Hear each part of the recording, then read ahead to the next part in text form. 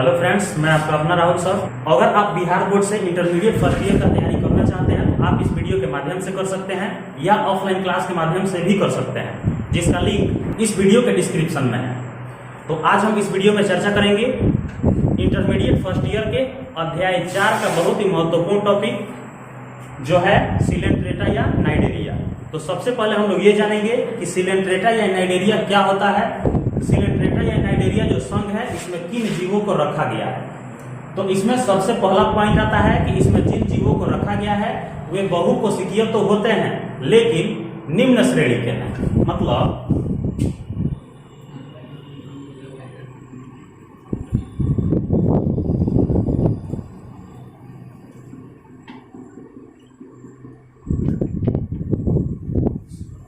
इसका सबसे पहला पॉइंट ये आता है कि नाइडेरिया या सिलेंट्रेटा में जिन जीवों को रखा गया है वे निम्न श्रेणी के होते हैं और बहुकोशिकीय होते हैं।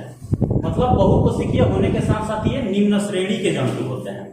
इस संघ में लगभग 9,500 प्रजातियों को शामिल किया गया है। मतलब कि 9,500 प्रजातियों को नाइडेरिया के अंतर्गत, सिलेंट्रेटा के अंतर्गत शामिल किया गया है। इस संघ के जीव की अगर रहने की बात करें, निवास स्थान की बात करें, तो इस संघ के ज्यादातर जो जीव होते हैं वे समुद्री होते हैं। मतलब कि समुद्र के जल में रहने वाले होते हैं। तो हम लोग लिख सकते हैं कि ये समुद्री होते हैं। समुद्री का अर्थ क्या हो जाएगा?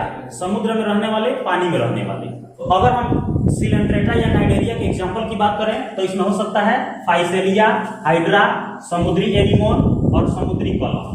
इस तरह के जो भी जीव हैं उनको रखा गया है सिलेंट्रेटा या नाइडेरिया के अंतर्गत। अब हम लोग एक छोटा सा नोट जानेंगे जो सिलेंट्रेटा या नाइडेरिया से ही रिलेटेड है। तो नोट में हम लोग क्या जानेंगे? तो फाइसेलिया नाम का जो जीव है जिसको रखा गया है सिलेंट्रेटा के अंतर्गत, तो इसको हम लोग क्या कहते हैं? पुर्तगाली युद्धपोत। पुर्तगाली युद्धपोत के नाम से हम लोग जानते हैं किसको? फाइसेलिया को।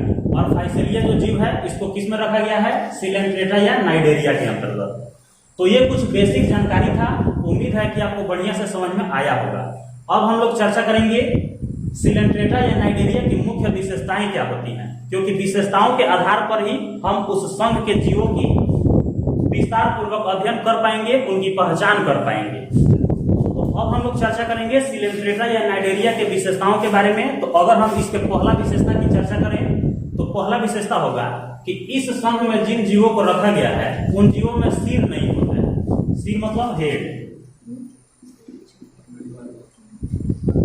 सिर इनमें होते ही नहीं है। मतलब ये जीव जो होते हैं ये बिना सिर के होते हैं।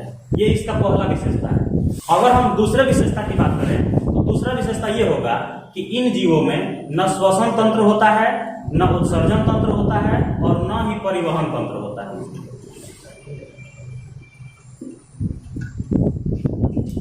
श्वसन तंत्र,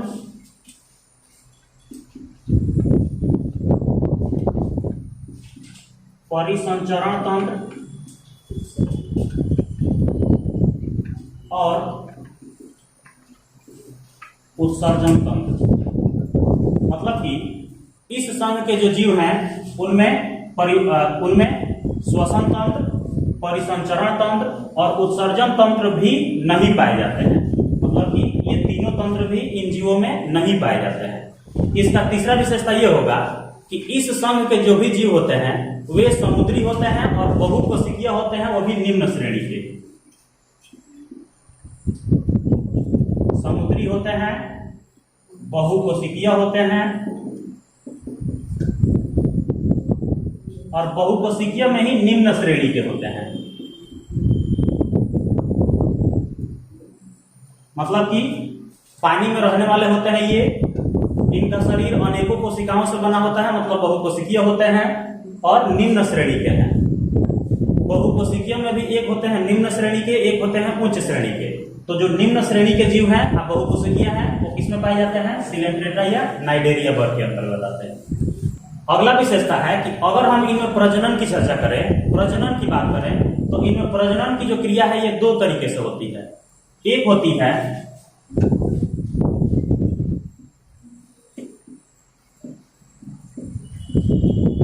है मुकुलन के द्वारा और दूसरा होता है युग्मक के द्वारा।